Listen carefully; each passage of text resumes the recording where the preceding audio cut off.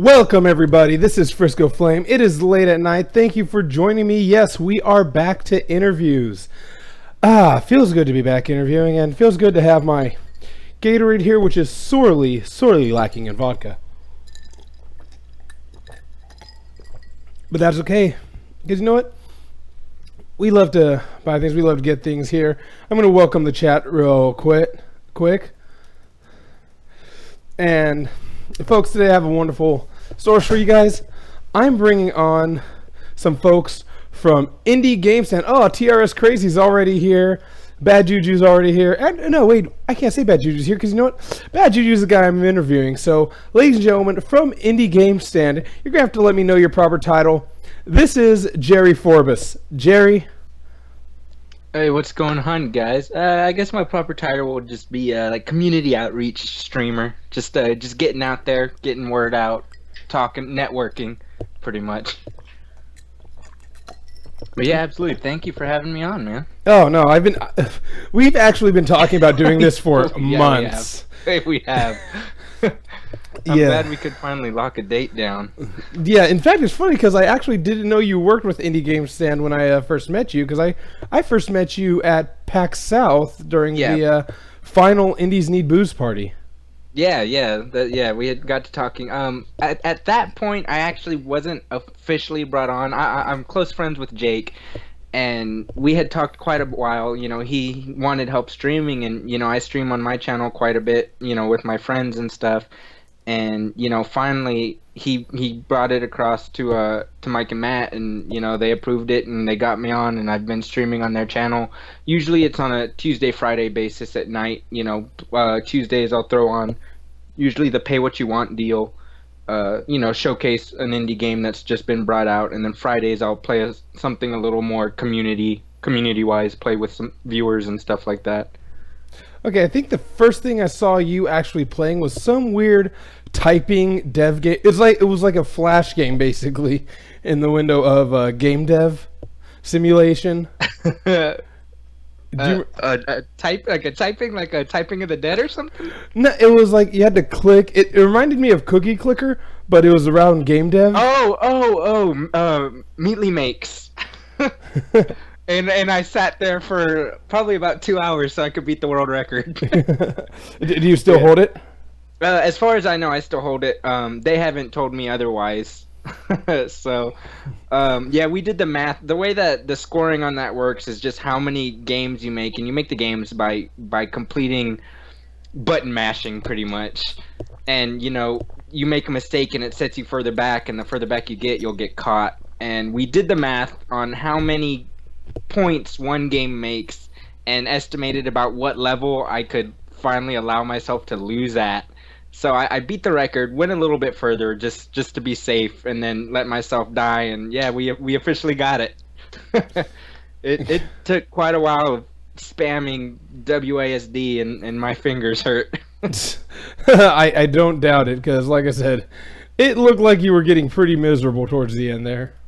Yeah, it was great, and then, you know, the more I went on, I was just like, do I really want to keep doing this? But it was worth it. It was fun, you know. It's a fun game to play, you know, especially when you get that dedicated. You're already that invested into the game where it's just like, I have to keep going. But yeah, I got it eventually, and it worked out. Yeah, but for those who aren't familiar, I'm going to kind of pull up a window showing off IndieGameStand right now. Let me just do that real quick. All right, so this is IndieGameStand. As you see, it's a storefront. Actually, would you like to describe it a little? Yeah, it is a storefront, you know, similar like Steam, more similar to like Humble Bundle, but we focus mainly on indie developed games, you know, to help get the word out there, because a lot of these games get overshadowed, of course, by like I don't want to say much bigger indie games, but you know, there's the indie games, and then there's the indie games that everybody knows of, and you know, we try and, you know, just bring attention to the much smaller games. Yeah, I'm sorry, I'm laughing at there's a great pun here, Millet Ant. Yeah, I see that. I'm looking now at Millet Ant, and looks pretty good. This is actually this looks really good for being an indie title. Like it. Yeah, a lot of these games are actually surprisingly good. I think, to be honest, I think I've played only maybe two that I actually didn't like, but I have a great ability to enjoy just about everything I play, no matter how bad. Yeah, But yeah, yeah, go on. yeah. And another thing it seems like that you guys do that I really want to put out there is the pay what you want deals. And I'm clicking Yes. on the current pay what you want is Monstro Battle Tactics, and there's featured charity. So these games, when you pay what you want, you donate to charity as well, or how does that work? Yeah. So the way it works, I actually haven't done managed the charity. I'm not quite sure. I think that's Matt and Mike that mainly do that. But when you purchase a game, I believe a certain percentage goes to a charity, and you can select which charity it is, or it's either. I believe it's the developer's choice. When you make the purchase, that a percentage will go towards the charity of their choosing. And I know there's on the website. Let me see if I can find it. You should be able to find the list of all the charities that we work closely with. I know some of those are like Operation Supply Drop. Able Gamers is one of the big ones. You know, they work a lot with the people who can't game the way we do. They have the disabilities that make it harder for them. That's a great charity. Like the Child's Play charity is another one. I can see it right there on the screen. But yeah, we work really closely with a lot of the charities out there to just help out as many communities as we can. Yeah, I'm looking right now and I'm seeing that there's actually quite a few here that I'm really familiar with and some that I really enjoy. I see the American Red Cross, the WWF, Amnesty International, the St. Jude's Children's Hospital. Yes, that's always a big one. Yeah, like anything involving like veterans or kids, I'm all for that. Yeah, absolutely. Like those are my kind of top charities, but yeah, if you looking at the featured thing, so let me get back to a regular screen here. So, how did IndieGameStand get started? So it started with I believe Matt was the original founder of it. No, Mike, I believe, was the founder of it, and he came up with this concept after all the frustration with bundle sites. Just there's a lot of storefronts out there, more than we can probably name. It's just a matter of popularity, I guess. And after a lot of these storefronts are mainly like it's always the same games on the front homepage. Buy these games. And at that point, he was kind of like, there's so many more games out there, especially when you're like us. We're deep into this community. We know a lot of people. We know a lot of developers and stuff like that. And those people could use the help too. So he came up with this storefront where the pay what you want deal. It rotates every 4 days, and those pay what you want deals are brand new indie games that have just been released or are getting put out there to help bring attention to those developers, to try and pull in more people for them to show that it's not just like it used to be. Oh, hey, check out Minecraft, stuff like that. Like it alternates every 4 days, so there's always a different game, and then the home storefront also changes quite often. With just the other multiple games. But yeah, I believe it started in about 2012 was the very first let's see. Yes, the very first deal was Escape the Goat or Scapegoat. I don't know if you've ever played that. Have you seen that one? A scapegoat. I'm gonna look that up real quickly. Let me bring back the site here so I could look it up. And again, thank you for thank you to XSplit for the premium license that's allowing me to be able to bring this. You can check them out online at XSplit, and they even have a free version which has a lot of features. But Scapegoat, there it goes. Yeah, that was our very first deal, I believe, on the site. It looks like a puzzle platformer of sorts. Yeah, there are a lot of puzzle platformers out there, so I wouldn't be surprised if that's exactly what it was. Okay. It looks like a old like Nintendo style, or like it looks like a mid-series Nintendo. Let me see if I can find a little trailer for it, because I see that you do have trailers available. So this looks like a trailer right here. Let's take a look.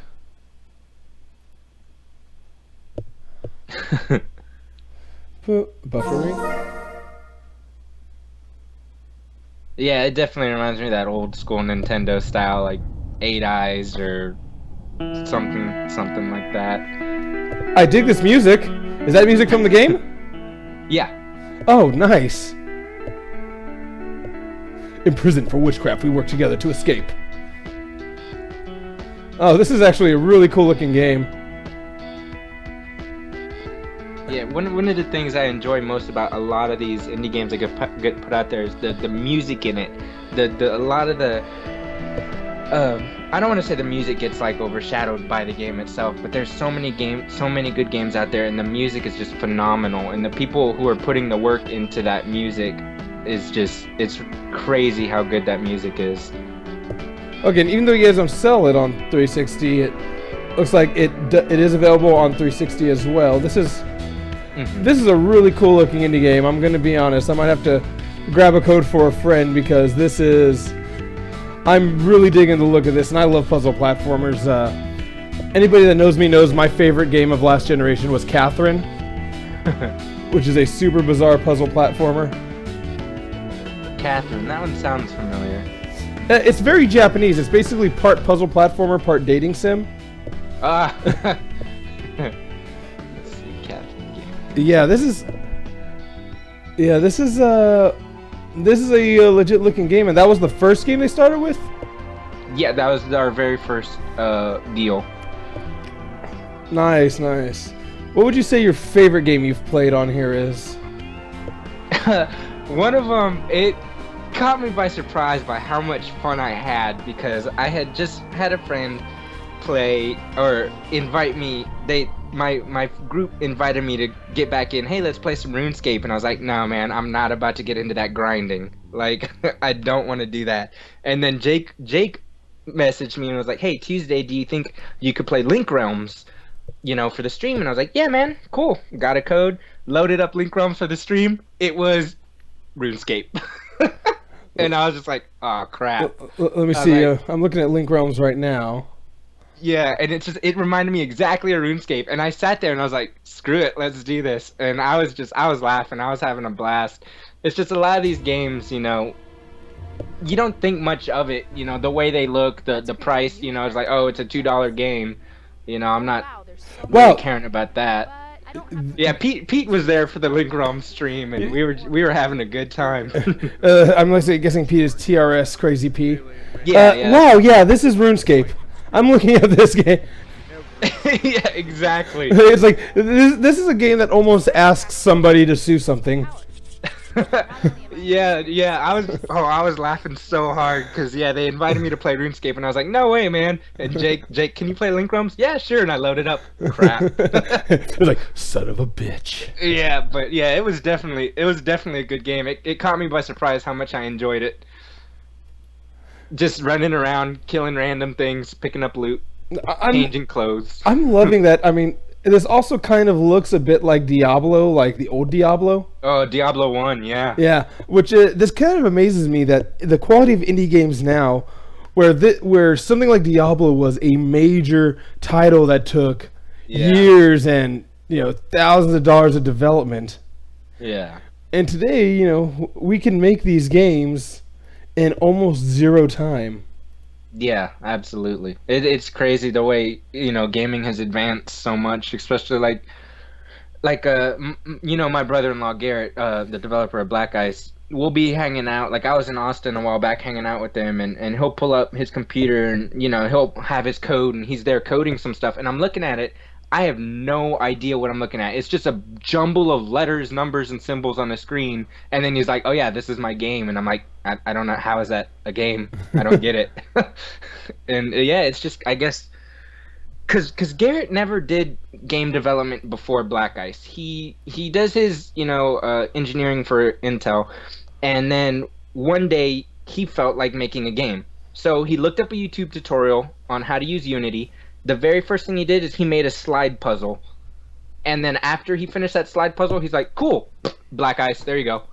And it's just like you went from a slide puzzle to making a full-fledged game. I don't understand. Yeah, and I've seen that slide puzzle he started with, and that might be the nerdiest thing ever. You have to you have to put it in order binarily. By binary. Yeah, so it's a slide puzzle, and you have to do math. Yeah, and yeah, he's something else. He's always a good laugh. Yeah, 1 second. Just oh wait, I actually have to put in the hypertext. Yeah, trying to. Oh, for the yeah. It's like, fun fact: the slide puzzle is featured at the start of the game. Yes, it is. I That's actually your spawn point. I played Black Ice at that festival, and I've had Garrett on here as well. So you're the second of your family members to be on this show. Nice. Yeah, I haven't had your sister on yet though, because I really need to get her on though, because I'm always interested in hearing from women in development and women in gaming, because it's such a different experience for them than it is for us, unfortunately. Yeah. I never gave it much thought, and then my sister's been on a few interviews, and that's always been a topic that's been brought up. She was on a panel, and it's been brought up there too, and I never really gave it much thought. And the more I look at it, it's like, yeah, that's unfortunately, it's absolutely true. And it's just something else, a whole different type of issue for them. It's like, and hey, you know what? If you're gonna go with stereotypes, I don't think women would be better developers. They probably have way more patience than most dudes I know. Yeah, that you ain't wrong. But what are your so what are you currently playing? I've always got to ask that. What are you playing right now? Surprisingly, I didn't think I'd be into it, but so as far as what I'm playing on IndieGameStand, I was doing what's it called? It's like a paper scissors rock. Oh goodness, let me pull it back up. I just had it open too. It's kind of like another puzzle platformer. Let me see. Goodness, let me go into my wallet. Let's see. It was a Flat Kingdom. There you go. If you haven't checked that one Flat Kingdom out, paper cut edition. Yeah. Let's see. Going back to that one caught me by surprise on how good it was, because the way I wouldn't say it's a super puzzle game as far as like what was that game where you're the robot?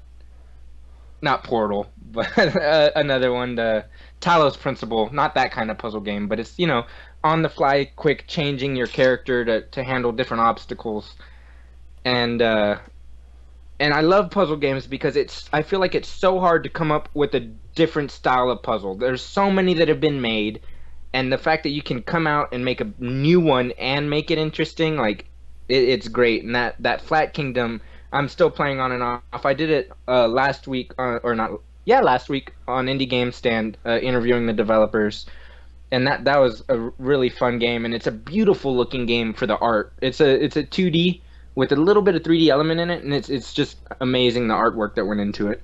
Yeah, I'm looking at it right now, and it is kind of cool. It is pretty cool looking. A very different aesthetic to it. And by the way, Pete says, "Don't lie, Smite." yeah. Me, Pete, and Griffo, we've been playing a lot of Smite lately. Do you guys play PC or? Yeah, on PC. We've been doing a lot of Smite and Dead by Daylight, trying to survive some serial killers. Yeah, those are probably the AAA titles we're playing right now. I don't think much anything else. We've been grinding. Pokemon Go. Pokemon Go. You can't not play Pokemon Go. It's like I went to 2 different workouts today, and both of my workouts are by Pokemon gyms.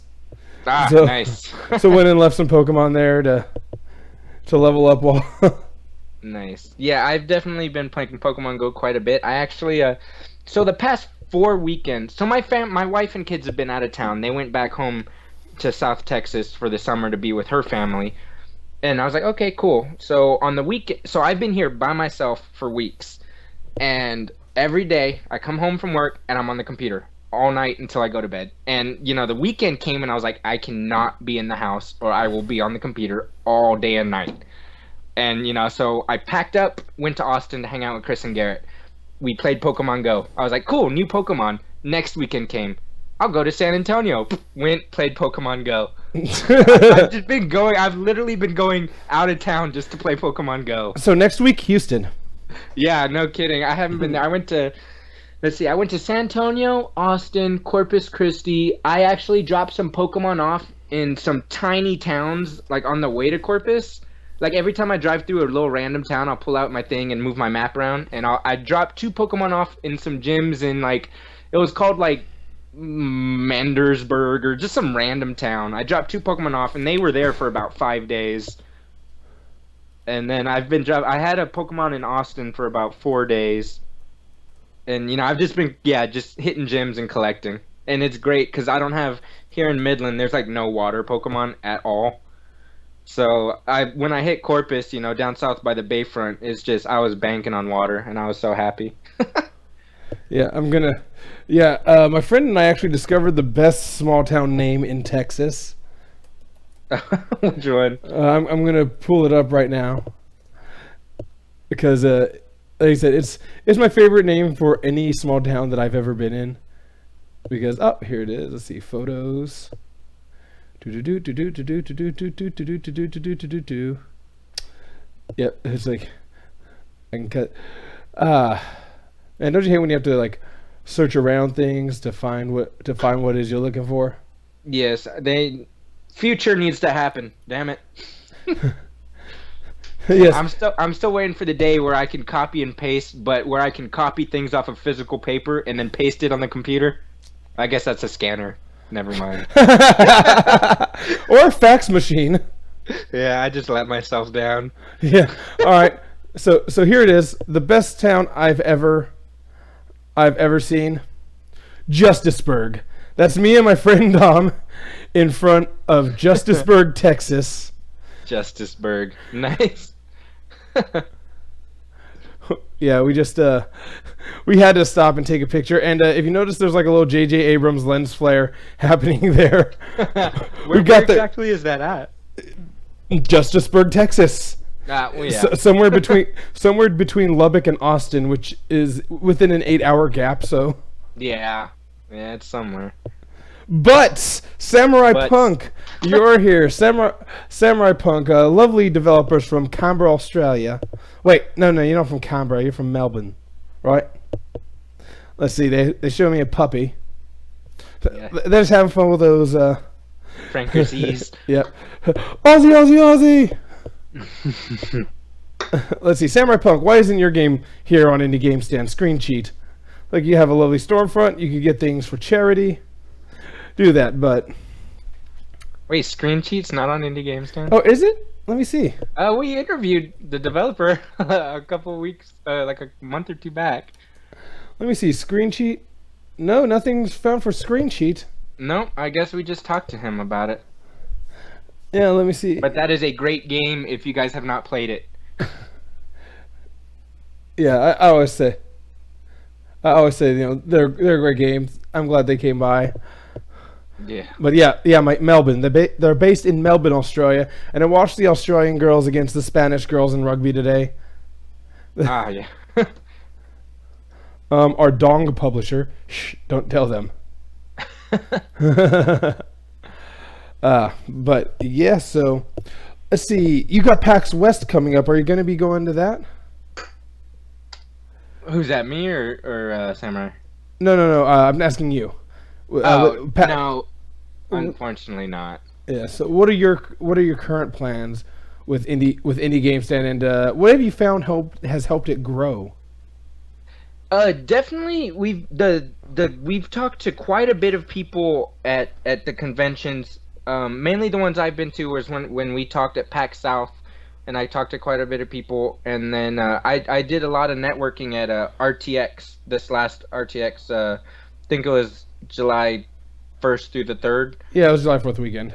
Yeah, and I was out there talking to quite a bit of people. It's not as much game front, as far as Rooster Teeth stuff, of course, but been doing that. So I've been doing a lot of talking at the communities, at the conventions. I was with Jake at PAX South last year, and we had talked to quite a bit of VR developers. We've been trying to get some VR games on our storefront. I know we have, I can't recall the name, but I know we have one that we've got recently, and then the ones that we were playtesting with the Rift and the Vive at PAX South. I'm not quite sure if we have them. Let me see. It was gosh, that was so long ago. It was the airplane game, and you trace the path of the airplane with your finger to do different landings. I have no idea. Again, see if I don't know. Jake's been handling all the VR stuff. I haven't quite been. Oh, because there's free Darkstorm VR missions from Fenrir Studios. I'm looking right now. So it says, yeah, Darkstorm VR missions are available as a demo. So that's a VR game available on IndieGameStand. Let's see. As well as, don't do this to me. Okay, cool. My oh, okay. It's called VR missions, but it's not VR. Got it. Oh. That is very confusing. Yeah, that is. It's a first-person shooter. And then there's a Carpe Lucem, Seize the Light VR. Let's see if that's actually VR. Okay, this looks like it's actually VR.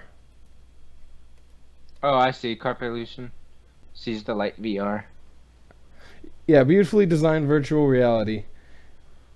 Yeah, immerse yourself. Yeah, it's tagged virtual reality, Oculus Rift, HTC Vive. All right. Yes, this one is virtual. This one is VR. Yeah, Jake's been handling a lot of the talking to the different VR developers. I don't know that many personally, but somehow I feel like Jake knows everybody. No matter who we talk to, or I can point to someone, he's like, "Oh yeah, that's so and so," and then they'll like go and talk to him, and I'm just like, "What the hell?" Yeah. What is your opinion of VR as it stands? I've toyed with the Oculus quite a bit. I have the dev kit Oculus, so you know it's not the newer, better one. But there's some things I've enjoyed. So as far as what I've enjoyed the most in VR is less of the actual like games where you go and run around and do stuff, rather than like the visual. I don't want to say visual education, but visual, just looking at something. Like there's been a paint. There was a game with all of like Picasso's paintings in it, and it was like it was in like a night cafe or something. So there's just music. There's kind of just people standing around, and you just walk around and look at these paintings, and just the art in it and the style of it was so well portrayed in VR, as opposed to other games where you're kind of like teleporting around. You don't really have time to look at these things. So you're looking more for a Myst than a Doom. Yes, yeah, exactly. You know, I feel like the faster paced VR is, the less you're able to enjoy it. Rather than like, it's not as much about the VR experience as you're just going back to, hey, I beat that game, rather than, hey, I sat down, thoroughly looked at this game with my eyes and enjoyed it. And some of the things that we actually did in school, I do what I do in school is computer graphics technology. I use a lot of AutoCAD, architecture, Inventor, 3D modeling, and stuff like that. And in my class, my main professor, we all built a house. And I brought my dev kit, and he ran it through the system, converted the file, and we loaded that up into the VR, and we were able to physically walk around inside the house we built. And I thought I didn't know you could do that, and it just blew my mind. Like, I was walking around inside the house I made. That's, I drew with lines and filled it in. And it was like a 2-story house. If I had furniture in there, I saw the furniture in the VR. And like I could bump into it, but I couldn't walk through it. Like it was just weird. I didn't know. I guess it was that easy. All right, cool. Well, we're gonna get closer towards the end here, so I'm gonna ask you a few questions. Yeah. We're gonna start off with a good one here. What is the best game you've ever played? As far as like any game? Yeah, any game, any generation, any system. Or what is the game that made you fall in love with gaming?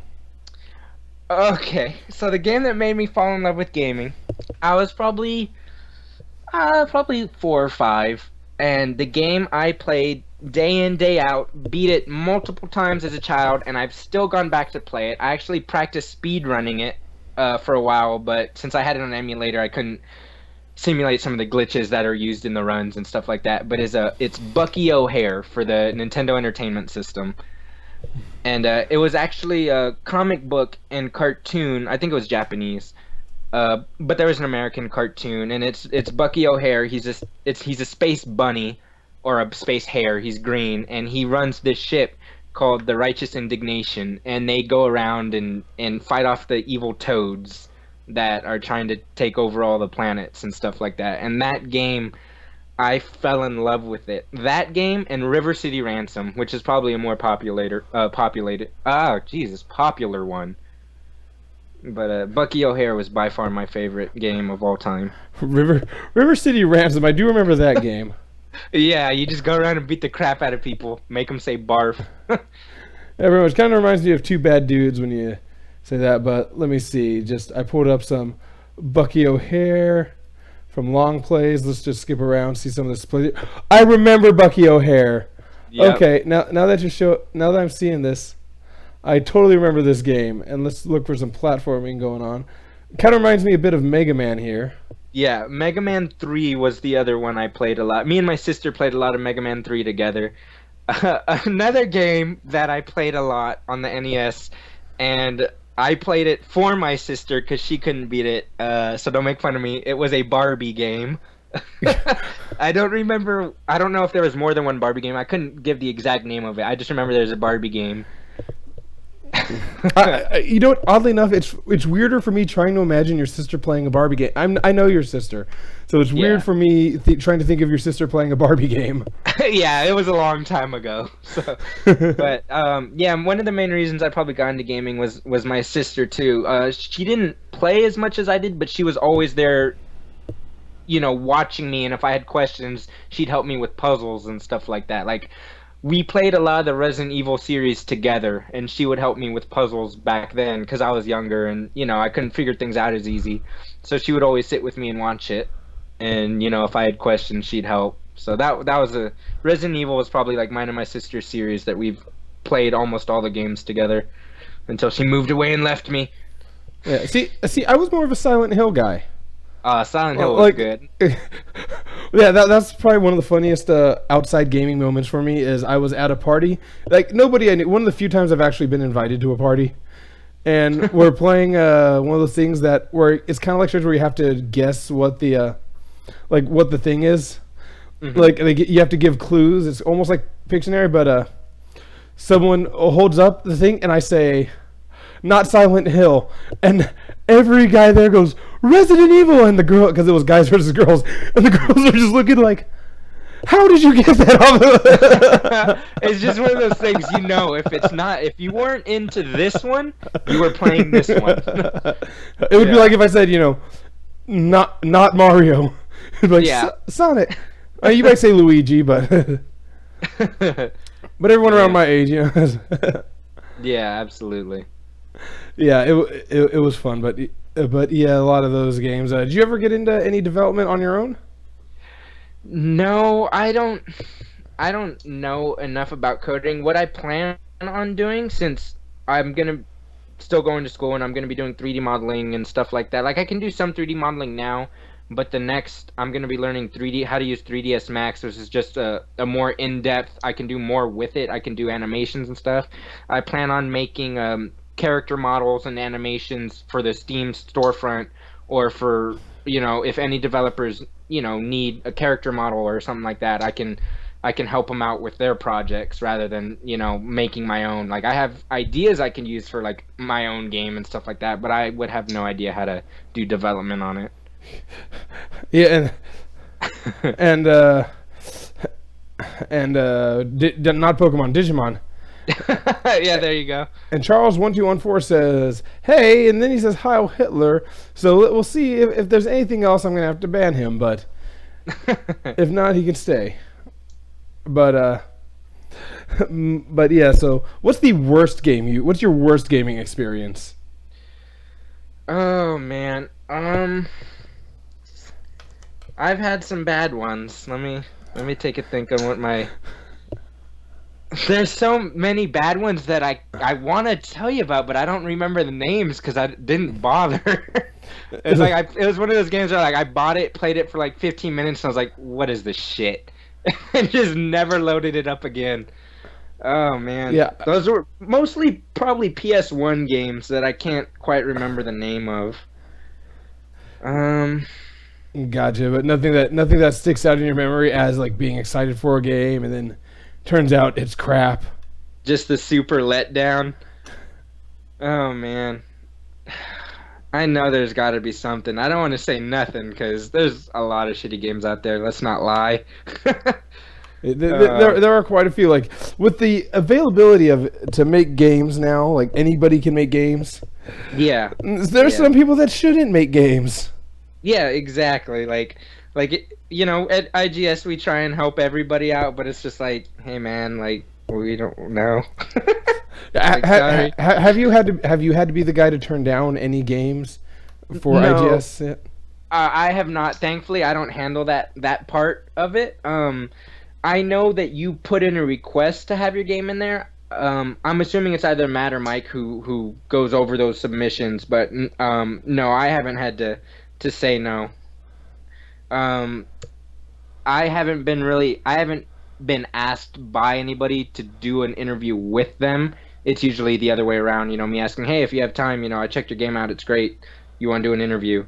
So I haven't had to turn anybody down at all yet. Yeah, I think the last interview I checked out with you guys was a fucking super robot chicken horse. Is that it? Or ultimate robot chicken horse? Ultimate Chicken Horse. Ultimate chicken horse. Yeah, that's a fun game that I really enjoy.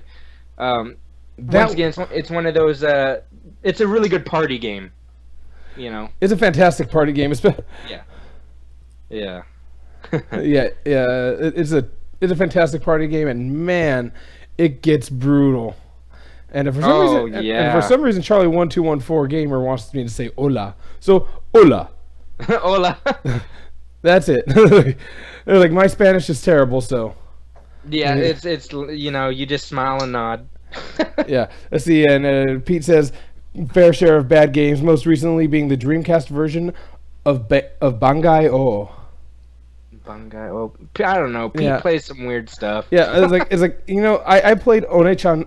I bought One-chan because it was because One-chan was actually on sale for like 99 cents, and I'm like, all right, this is a full retail game they're selling for 99 cents. How bad is this? And my God, was that terrible?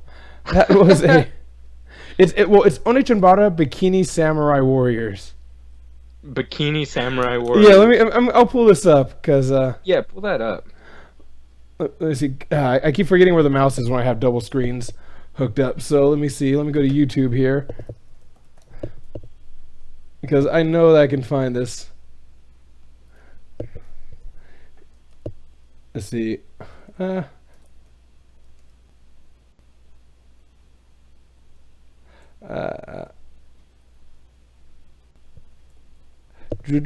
to.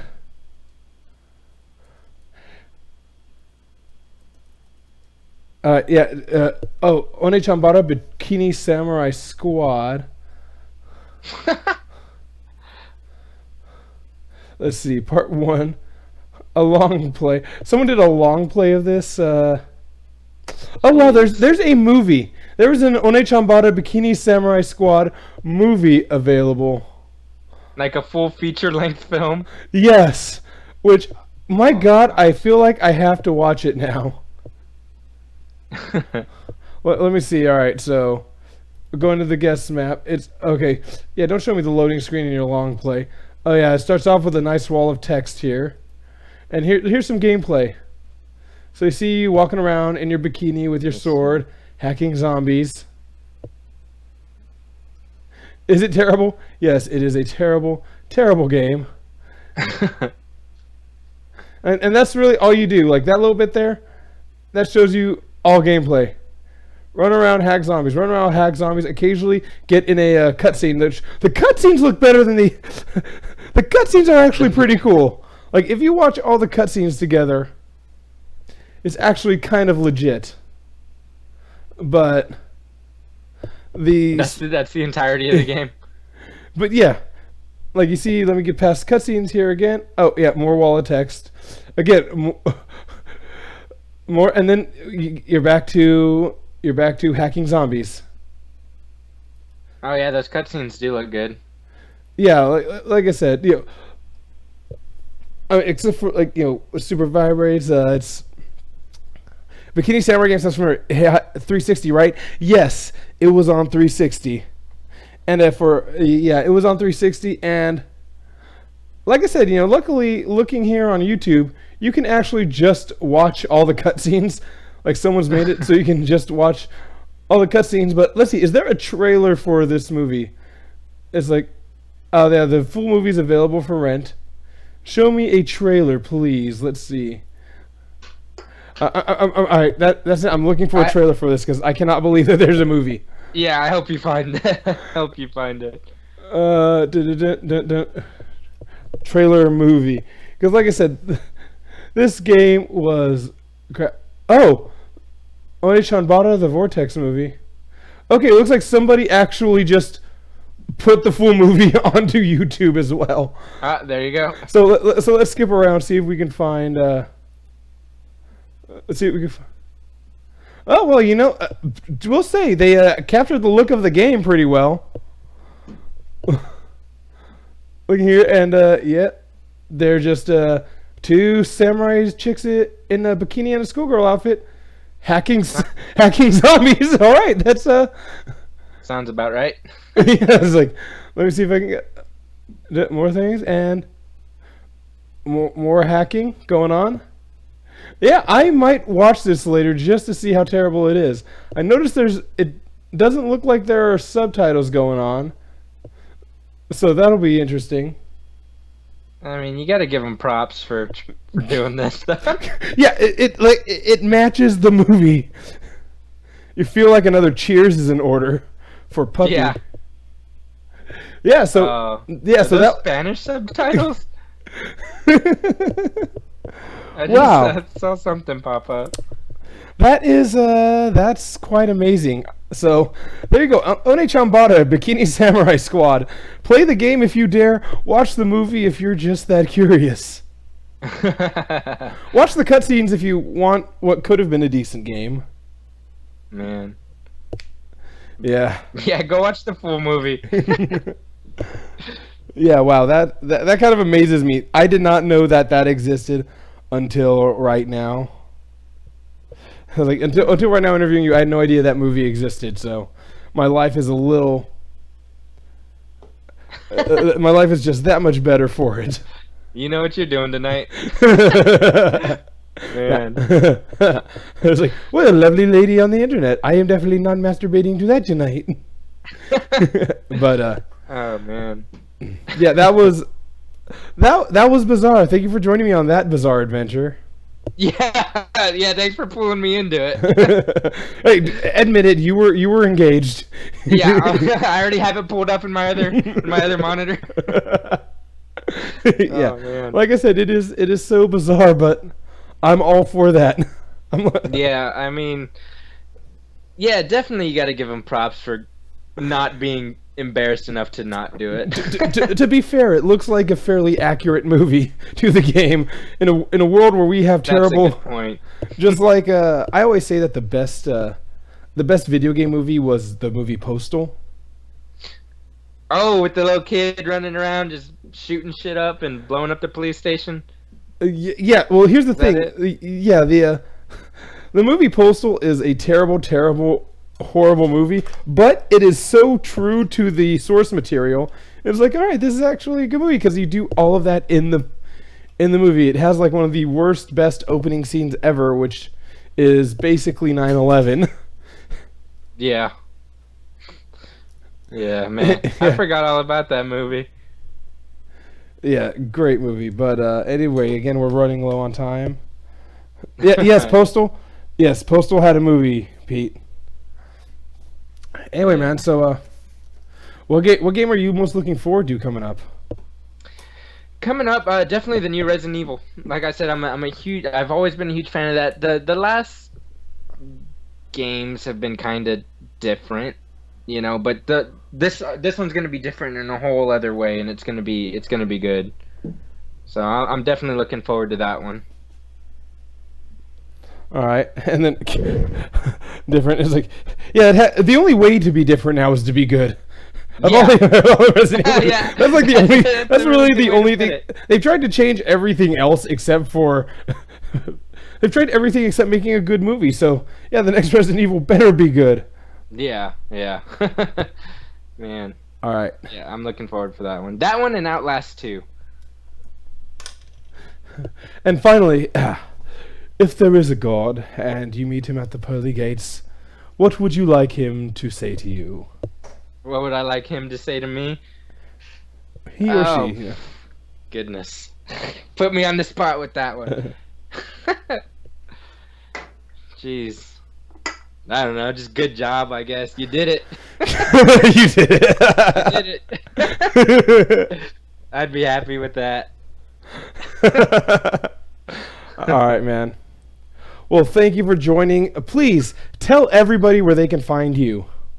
Yeah, you guys can find me on IndieGameStand.com. Email me at jerry@IndieGameStand.com. You can find me on Twitter at BadJuju222, bad with two A's. Yeah, that's pretty much where I'm at most of the time is Twitter or on my IGS email. All right. Well, thank you for joining, Jerry. Thank you guys for joining me once again for Late at Night with FriscoFlame. Next week there may not be an interview. There may not be a show actually, just because I've got some events going for Double Toasted, and you can see them at High Score DT. But we will be back the week after that with more interviews. Like I said, season 2, Late at Night. We're working on getting it to be more interview based once again, because while I do enjoy streaming gaming, what's more fascinating is finding out about the people behind the scenes of your favorite games, gaming sites. I'm working on a very, very controversial guest right now, and hopefully I get that. Hopefully I get them. Oh, it's like, do you want me to? It's like, oh, do you want to know who it is? I'll tell you after. I'll tell you after the after we stop broadcast. I'll let you, Yeah. I'll let you know, because you'll be very interested in this one. Yeah. Yeah, but anyway, guys, thank you very much. This is FriscoFlame. You can find me on Twitch, of course, as FriscoFlame. You can find me on YouTube by looking for FriscoFlame. You can find me on Twitter as FriscoFlame. You could find this show on Twitter at It's Late at Night. And you know what, people? Peace out, party people. Love y'all. Goodbye. And I am going to host. Let's see. We're going to host one of my favorite boys, the real Shook One. So peace out, party peoples. All right, Love y'all. Good night. All right. And.